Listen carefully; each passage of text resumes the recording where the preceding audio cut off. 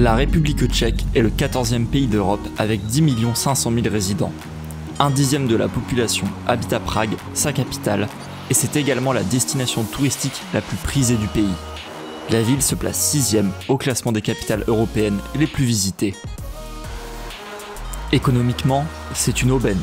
Ce marché pèse presque 8 milliards de dollars. Mais les touristes viennent aussi avec leur lot d'inconvénients. En 2019, c'est 9 millions d'entre eux que Prague a dû accueillir. Un chiffre qui ne cesse d'augmenter d'année en année, notamment avec la normalisation de plateformes comme Airbnb, causant à Prague un problème de surtourisme. C'est surtout le centre historique de la ville qui attire les voyageurs. Pour les locaux, la situation est critique.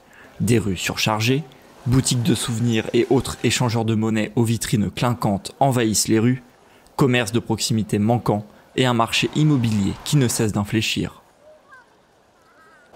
Deux questions se posent alors. Que faire pour réduire les effets de ce tourisme de masse et est-ce que Prague accapare sur elle toute l'attention au détriment du reste du pays ?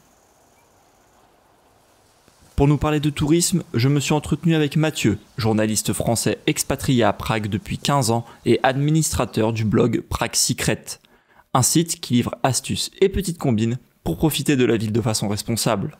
Entre centre historique dénaturé et habitants à bout, il nous explique les raisons de cette situation. Des agences proposent d'encastrer des distributeurs automatiques ATM dans des restaurants ou dans des boutiques. Ils louent en fait, les restaurants louent cet espace, mais donc les touristes, on leur prélève une commission vraiment très très importante, quoi. Ils sont victimes de ce genre de business. Dans le centre historique de Prague, je n'ai plus les chiffres en tête, mais ce sont des milliers de logements qui sont spécifiquement mis sur la plateforme Airbnb. On observe depuis 2 ans un grand changement, c'est-à-dire qu'on a nettoyé un peu certains quartiers très touristiques de la ville.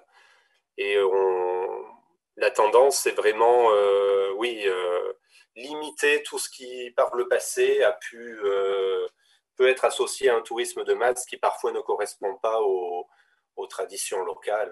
Bien sûr, la ville a des attraits touristiques importants, mais le reste du pays n'est pas dénué d'attractivité et facilement accessible. Les transports publics en République tchèque fonctionnent de manière vraiment optimale. Il y a des trains qui partent toujours à l'heure pour les plus petites localités du pays, dans la périphérie de Prague et plus loin.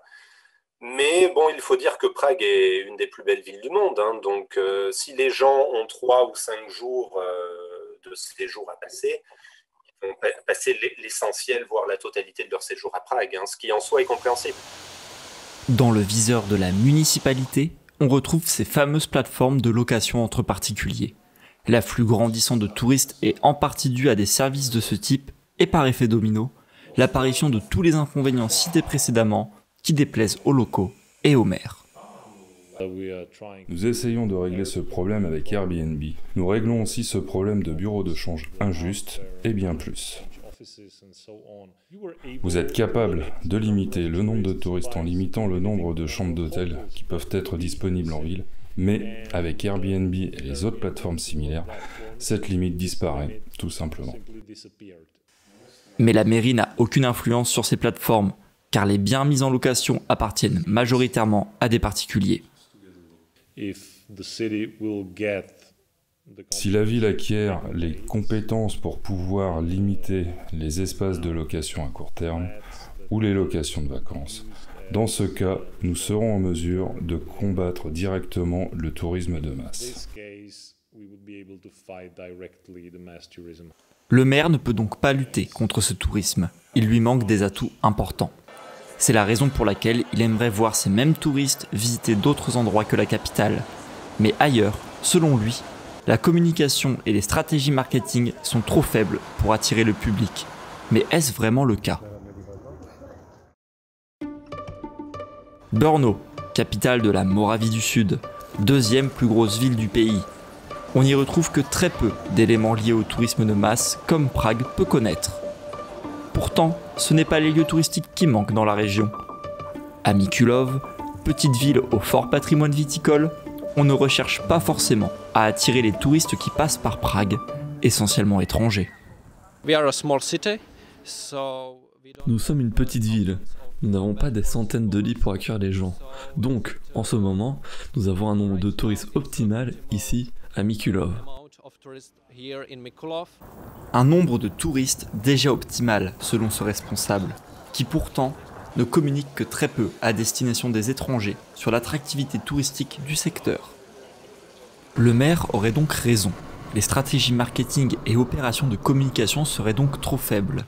Mais trop faibles pour désengorger Prague, pas pour attirer les touristes. Et pour cause, dans les provinces tchèques, 75% des touristes sont originaires du pays. Ce mix entre tourisme local et international suffit pour satisfaire les attentes des infrastructures touristiques.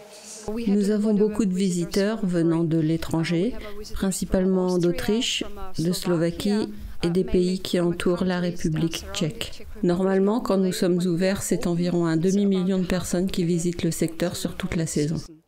Finalement, Prague subit un tourisme de masse, mais en grande partie dû à des étrangers, et ne pique en aucun cas la vedette au reste du pays. Peut-être veut-elle envoyer ces mêmes touristes dans les campagnes tchèques pour tenter d'endiguer le problème, mais est-ce réellement un souhait profondément partagé ? Les Tchèques seront pourtant ravis d'accueillir plus de touristes étrangers, tant qu'ils ne font pas, un peu partout sur le territoire, des rejetons de Prague.